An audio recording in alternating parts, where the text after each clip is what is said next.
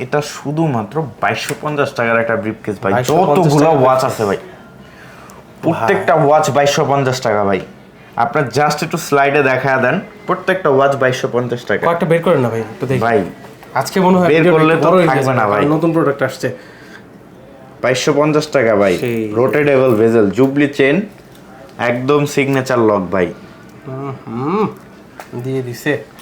এটার কিন্তু 2250 টাকা ভাই। আরো দুইটা আছে ভাই, একদম সিগনেচার ভাই। কালার দুইটা দেখছেন ভাই, মারাত্মক ভাই।